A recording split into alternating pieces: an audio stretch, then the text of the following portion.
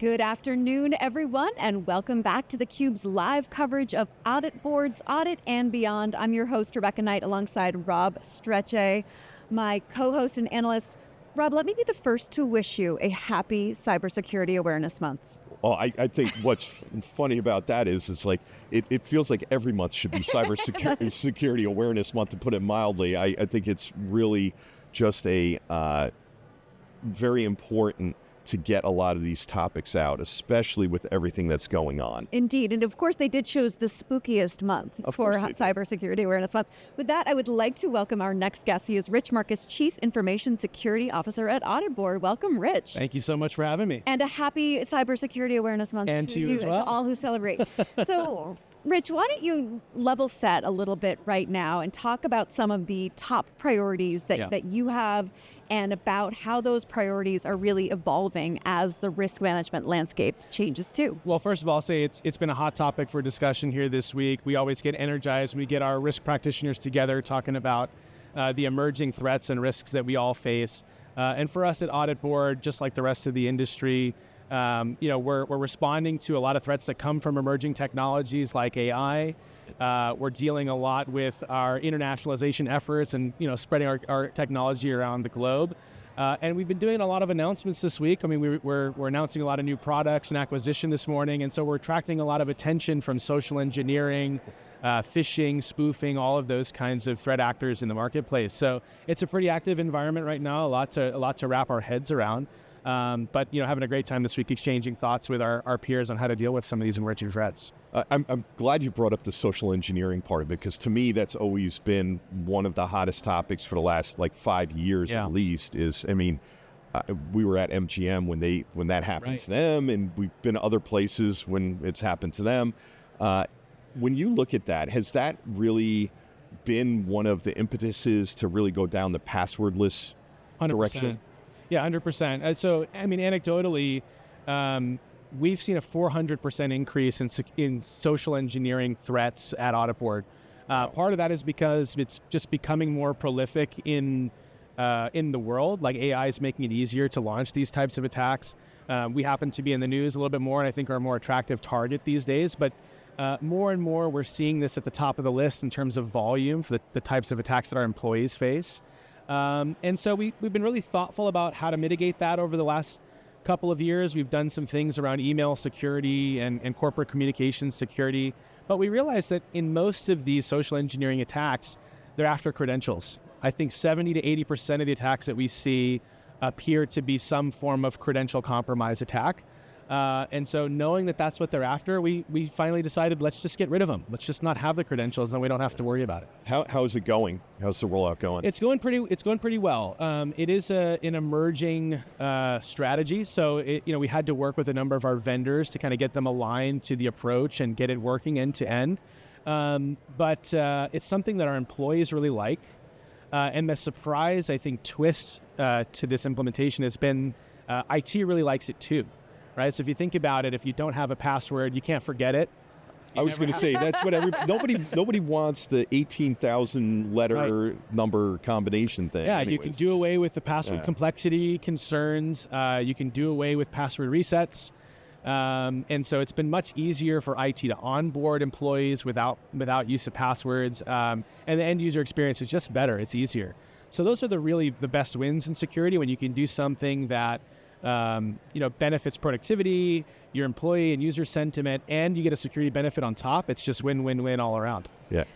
Before we do, one thing that, because we always talk about, a lot of it is also the education. Sure. And given that Cybersecurity Awareness Month, say that 10 times fast.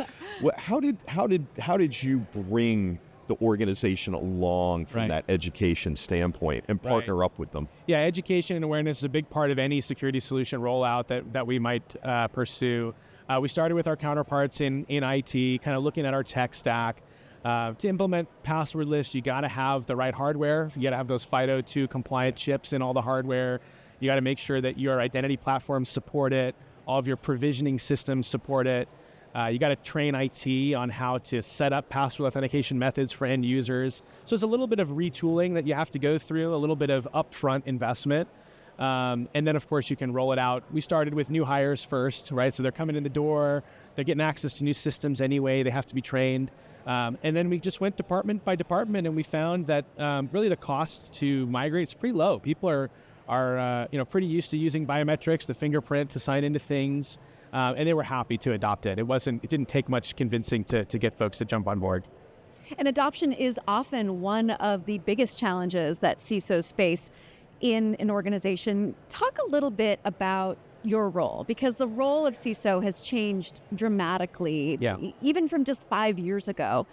How do you describe what it means to be an effective CISO in organizations today? Yeah, great question. I think, legacy CISOs were expected to be jack of all trades when it came to technology. They had to be prepared to understand and defend the technical decisions that an organization may need to make, all the risks and threats that those assets face. But more and more, they're being called upon to be strategic business partners and to advise and consult the leadership on where do we go as a company to navigate around some of these tricky risks and threats. And so I think, to be an effective CISO today, you have to be really aligned with your leadership team, understand where the business is going. Like Wayne Gretzky said, you want to skate to where the puck is going, right? And help them navigate around some of the rocks in the water. And if you can bring technology solutions to bear to de-risk those plans, you keep getting invited back to the conversation, the strategic conversations that really propel the business forward. Yeah, I think that makes so much sense in the fact that, again, partnering up, kind of continuing with that theme. AI has really just been everywhere. I mean, for the last couple of years since the ChatGPT moment, AI was there, more traditional AI, but now with the large language models and everything else that's going on, how do you see what you're doing? Because you're usually in a non-specific audit board place, you would be a customer and partner of audit. How do you see your experience being inside Audit Board, helping other customers and things to understand governance, especially when it comes to things like AI? Right. Yeah, at Audit Board, we're really bullish on AI. We're implementing a ton of capability in our product that's AI powered, and we're boosting productivity of our employees with all different kinds of AI tools internally at Audit Board. But we know we operate in a really security and privacy conscious market space. So we were really thoughtful also about how do we help our customers get comfortable with making this leap with us and undergoing this transformation. It really starts with visibility. So AI governance really starts with understanding all of the use cases and tools and models that you might use, doing risk assessments against those use cases, identifying the key controls to protect your use case of those. And it's, we really found it's not all that dissimilar from other emerging technologies that have come in the past, like the cloud transformation, for example. So, as we started to develop some of these capabilities for ourselves at Audit Board, we realized we could actually bring a lot of these capabilities to the market and help our customers with these same challenges. In terms of the recent AI governance report, though, I know that Audit Board showed that most companies are aware of the new regulations, but only a fraction have implemented programs related to them. What do you think, what is behind this chasm here? Because that's concerning. Yeah, it's really a connected risk problem. AI is something that's popping its head up in all corners of the business.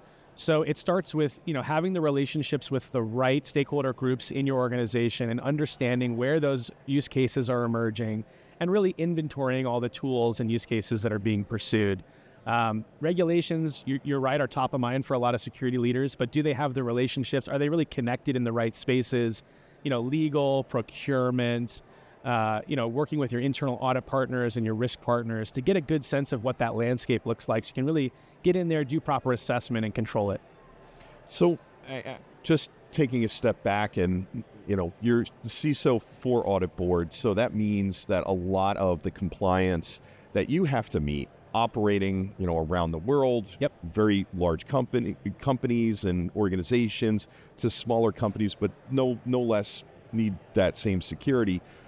You guys are SOC, are you SOC 2? We've had our SOC 2 report for several years. We're ISO 27001 certified. GDPR. Oh yeah. So how, when you look at this and you're helping Audit Board understand, because now there's data sovereignty, there's all of these different things. Some of the organizations, like if you're operating in France, for instance, where DORA came from and all of this, not the Explorer, but the regulations around compliance and DR. How do you see that regulatory landscape not only impacting you and AuditBoard, but impacting your customers, and what kind of advice are you giving? We made 2 huge announcements this morning to address exactly this problem that faces compliance and regulatory teams around the world. It is a very toilsome and manual process historically to really keep your arms wrapped around all of these distinct requirement sets, trying to rationalize and deduplicate them and approach them in sort of the most efficient way possible, not to mention version changes, new regs coming out all the time. So this morning we announced a new solution called RegComply. The whole purpose of that product is to basically subscribe to changes in the regulatory landscape, be informed when regulations change, and help you with version changes from one to another, and facilitate it as a more of a streamlined process. It's something that just begs for an AI solution to come in and help make that more efficient.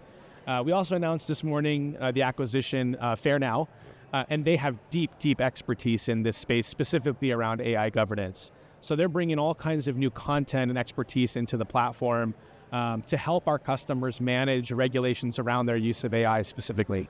It's a really exciting time. Yeah.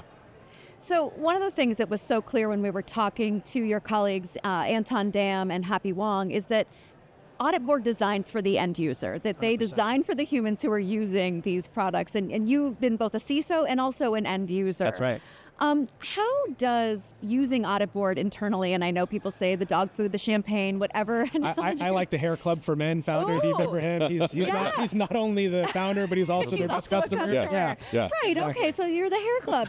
How does using it internally influence and shape how you also build the product too?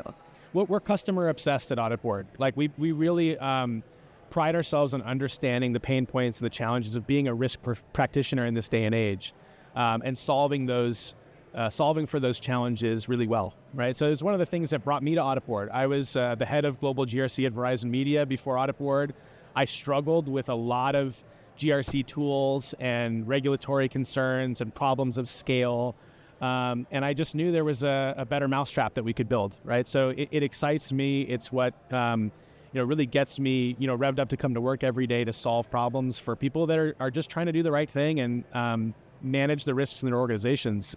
It's great to be able to design and bring tools to make their lives easier and make them more effective at what they do. I mean, to me, just staying on that theme, it would seem like, again, having that background that you have, having been other places and seen it, I know from my personal thing back in the dark ages when we were using databases and, it was worse than using Excel. So it was like, paper, a lot of paper. As you fast forward to today and where AI is starting to pitch in and help out, do you also see this? I mean, there's been this theme of not being, risk and compliance and GRC not being the audit department, not being the team of no, but being the team of yes, let's help you go faster by shortcutting and giving you tools that get you around this. Are you seeing that even in your past life where this could have helped you in that way because of the fact that, hey, it's now additive, not subtractive to my hours of my day kind of thing? Yeah, unfortunately, I think there's still a lot of toil in what we do. Yeah. Particularly in compliance and in audit functions, there's a lot of toil, a lot of manual process. And when you've got your heads down working through a lot of those manual processes, you can't really see the forest through the trees. It's harder to provide strategic value to your counterparts in company leadership.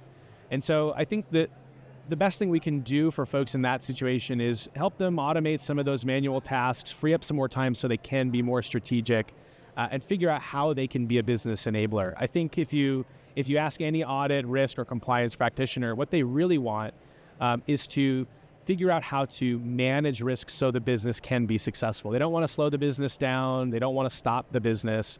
They're all on the same team. They want to score points. They want the business to win. And so they're looking for ways to manage risk in a smart way, prevent the things that are going to knock the business off the course that they're trying to get to, and help them get there faster and safer. And have risk management be a real engine for growth. Yeah, I like the engine analogy. I've often said to my CEO, my CFO, good brakes actually let the car drive faster, right? More safely, and more safely. That's the analogy, right? We can understand where the sort of risk appetite, risk tolerance are, give that level of control to the business so they can really go fast, hug the curves, and get across the finish line safely. Yeah. Excellent. Well, Rich, Marcus, a pleasure having you on theCUBE. A really interesting conversation. Pleasure's mine. Thank you for having me. I'm Rebecca Knight for Rob Strechay. Stay tuned for more of theCUBE's live coverage of Audit and Beyond. You're watching theCUBE, the leader in enterprise tech news and analysis.